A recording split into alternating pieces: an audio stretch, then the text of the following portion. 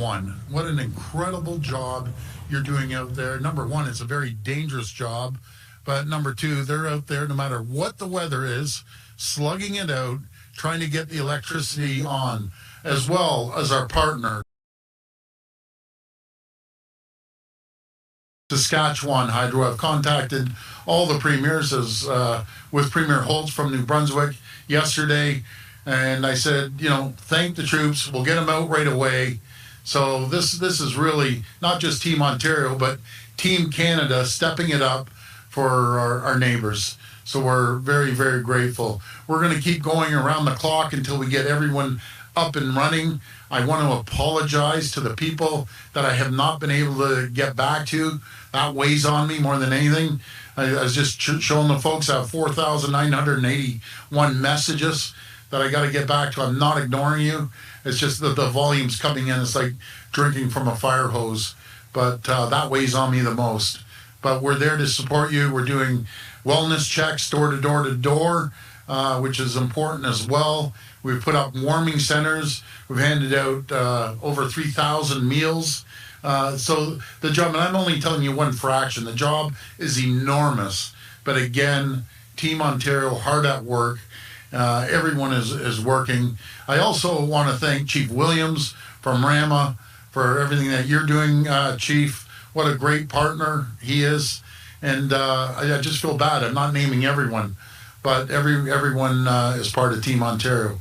So I'll take questions now. We will go to reporters for questions. Reporters, please identify yourselves by name and outlet. Can all the reporters line up at the mic behind me? And it'll be one question, one follow-up. First question. Hello, Premier Fort. My name's Giselle Winton-Sarvis. I'm with Orillia Matters. Yes, Giselle. I understand that all the crews have been working hard, but we are 6 days into this, and there's about 4,000 people in Orillia and 15,000 in the surrounding townships that still don't have power. Do you think that that's satisfactory? Well, you know something, when I say satisfactory, they're going around the clock. I wish we had a little button we could switch on. I've talked to the people from Oro-Medonte. I've talked to people from Orillia and everything in between across the province. We've asked Hydro One to surge certain areas that we see the numbers are the highest to bring them down. But we've never seen this. Even 25 years ago, we had that ice storm.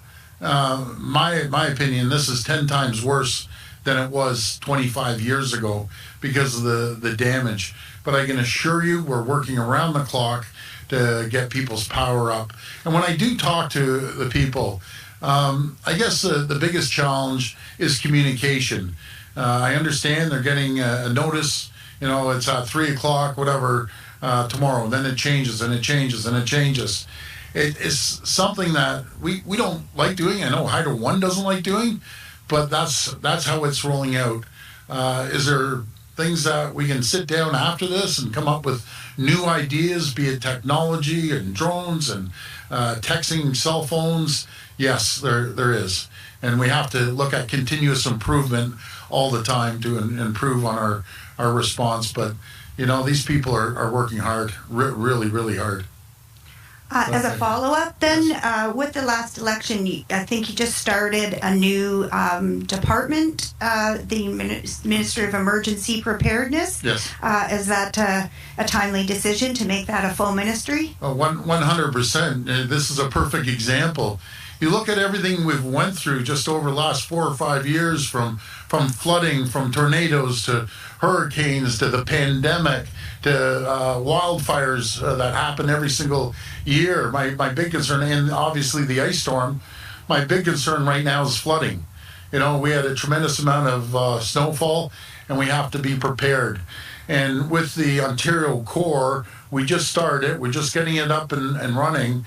But maybe I could have the minister and Bernie as well just give you a little background to say where we're at today and where we're going to be hopefully by next year, with building thousands and thousands of volunteers and working with other organizations that I mentioned earlier on, Georgian Bay Search and Rescue or Global Medics or Rubicon, and bringing even Salvation Army out there making meals and helping the workers. But Joe, you want to, Bernie? Well, thank you, Premier. Bernie's over here, but thank you for your confidence in appointing me the new Minister of Emergency Preparedness and Response. And yes, what a time. And also to be the local MPP. So living this like all of my residents, I too am without power. So I understand the frustration that everybody has been dealing with. But as the Premier said, our Ontario Corps has been deployed. We have boots on the ground. There was 5,000 volunteer hours in the past couple of days. We have our teams out here doing wellness checks, checking in on individuals, letting them know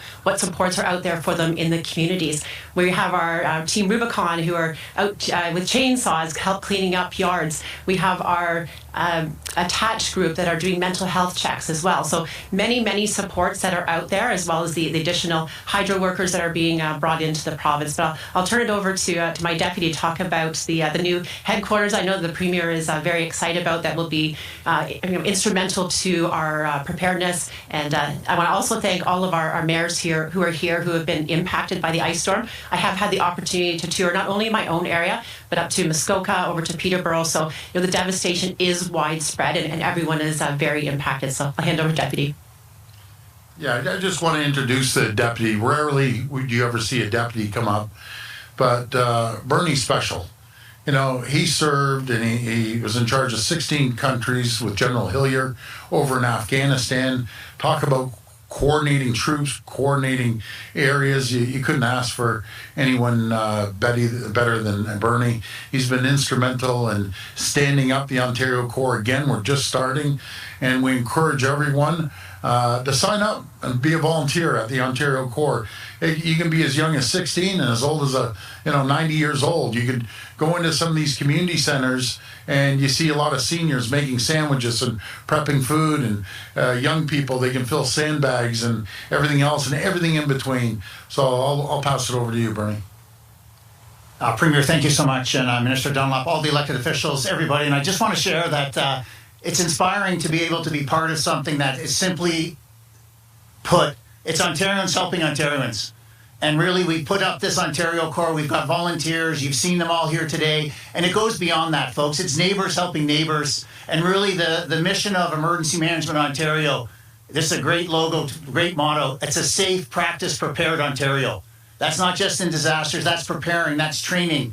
Our team's been able over the last 2 years to train over 40,000 Ontarians in basic emergency management, over 200 exercises to prepare for flooding, to prepare for windstorms, to prepare for events like this. This was significant.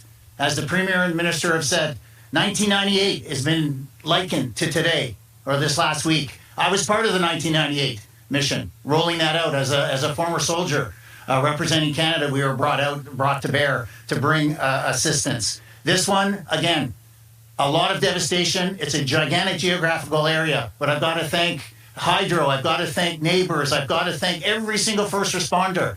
Staff. We've got Parks and Rec staff. You're going to go up to see the warming center shortly. Parks and Rec staff. Lifeguards helping inside a warming center. Folks, this has been an extraordinary effort. And yes, we've got a few more things to do. There's a few more houses to hook up with electricity, but there's a lot of good that's been going on. In Emergency Management Ontario is simply the coordinating body, the group that's assigned when these times come, working with Simcoe County. Grant from Simcoe County, your emergency management preparedness managers overseeing these things. We augment, we support. And I think that's the future of this. The Ontario Corps is the future, working together with all sorts of entities, focusing coordinated efforts to bring that safety to those folks that we care for the most, and that's Ontarians. So thank you very much, Premier and Minister, for this opportunity. Thanks, Bernie. Thank you. Premier Ford, I'm John Edwards with Simcoe.com. I spoke with a woman this week who's been without power for 6 days, and she mentioned how difficult it is to be without power, lose all that food, obviously, and try to make ends meet in general. To the people and the businesses maybe who've been missed work and not been able to open up, what kind of support can they expect from your government? Well, under emergency management and the state of emergency that the communities declare, we're supporting the communities. Unfortunately, on each individual house, that's going to have to go through their insurance.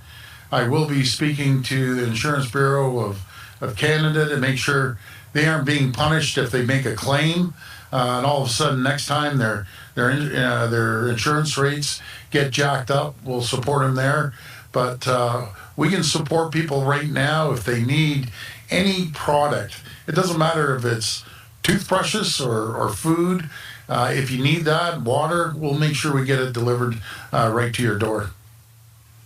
Hi, Lorenda Redikoff with CBC News. Lorenda. Hi. I'm not sure if this one is you or somebody else. I know it's all a work in progress, but if somebody could give a sense of when you do expect that everybody will have their power back on. Well, I'll pass it to the Minister of Energy. I know they're working around the clock. Is David here, CEO of Hydro? No? Oh. David, why don't you come on up?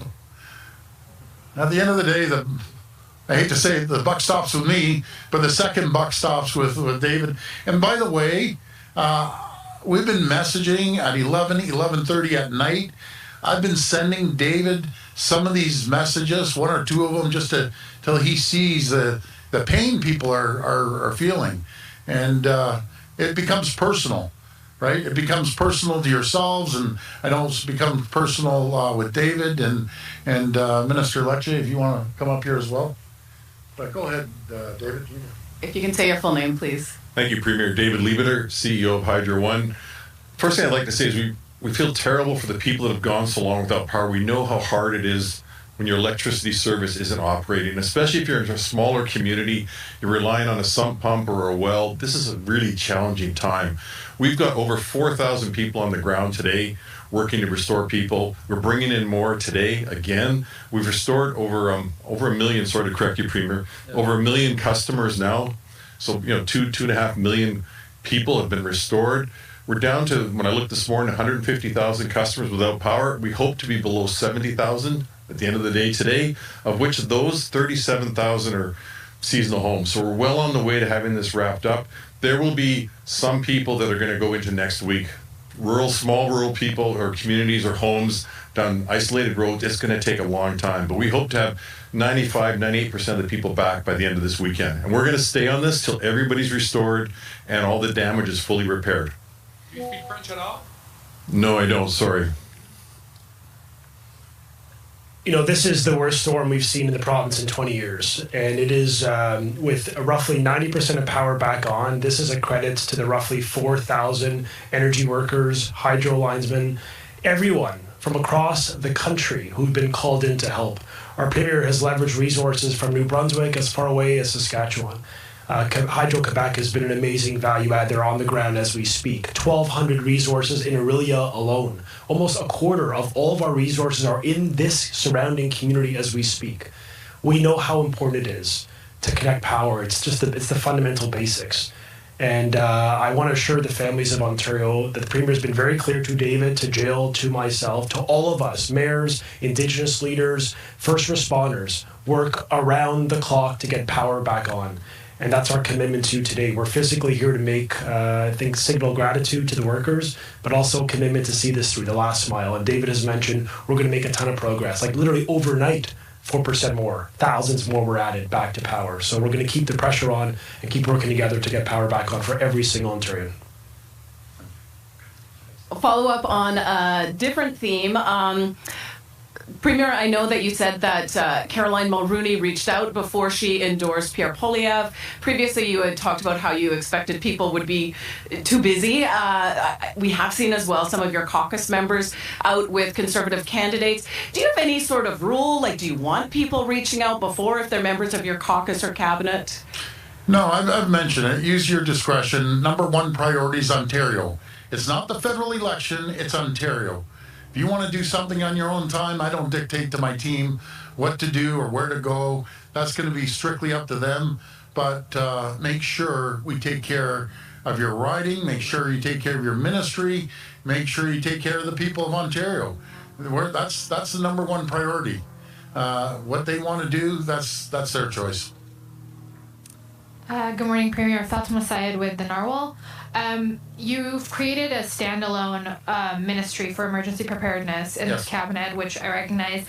We're also seeing extreme weather events increase, fueled by climate change, a lot more in recent years. What else will the new government be tackling when it comes to adapting and better responding to these kind of extreme events? Well, we have lowest emission rates in the world. We're 90% clean energy, and once we do the refurbishment of Darlington and eventually Pickering, we're going to have 94, 96. Our goal is to hit 100%. But we're going to be there to make sure that it's not one extreme the other. And I always say you can be focused on reducing emissions, reduce pollution, and create economic development at the same time. You don't have to be an extremist on one side and say, cut off everything. If you actually look at our environmental record, I'll put our record against any government in the history of this province. We put billions and billions of dollars to build the largest transit system in North America to get people out of cars into the transit. Ontario Line alone will take 240,000 cars. We've switched over. You go down to Hamilton and you see the big smokestacks. You aren't going to see the smoke coming out because we're changing a coal-fired furnace over at Tafasco and doing an electric arc furnace, and the same as Algoma. That's like taking 2 million cars off the road and creating economic development at the same time. We put billions and billions into electric vehicles. So just those three, not to mention everything else that we've done, is going to make a massive, massive difference. But I always say we can be environmentally conscious and create economic development and growth at the exact same time. I recognize that, but those are long-term projects as well, right? In the interim, your government is also increasing natural gas, which is scientifically linked to fueling climate change and leading to more extreme weather events. I'm wondering if dealing with these floods and this ice storm in specific is reframing or making you rethink your plans with natural gas. Well, I'm going to bring my minister up again, Stephen Lecce. But we're leaders in nuclear energy, clean, green, affordable energy. We're building the small modular reactors as well. But it's a combination of everything, and they have to be cost effective. So I'll let Minister Lecce take it from here, but we're going to look at all forms of energy. Ontario has one of the cleanest energy grids on Earth. Roughly 90% of our emissions are non-emitting because of our government's commitments to pursuing nuclear expansion, non-emitting, clean, affordable nuclear power. We are going to get to near net zero without a carbon tax. I want you to think about this. Through technology and innovation, by working with industry, opposed to taxing families and seniors, we're going to achieve the same objective using technology, not taxation. And that's the Premier's vision for the province. I mean, don't discount the power of nuclear today. Today, the equivalent of 80 million tons of GHGs are removed from the air. That's 15 million cars off the road today, not in 20 years, like in the current context. So we are proud of our investments in clean power. We're leading the largest clean storage fleet on the country, 3,000 megawatts of power, the third largest in the continent. And so these types of initiatives are going to drive down emissions while driving up our competitiveness when we're up against President Trump. And I think the best thing we can do is to ensure our energy is affordable for our industry, who are taking haircuts, and many of them are laying off people. So affordable energy has got to be our priority, clean too. And that's why we're going to use every technology, and frankly, technology agnostic. Any available resource that keeps power on and bills down is the right way to go. We've been listening to the Premier and some of his cabinet ministers speak.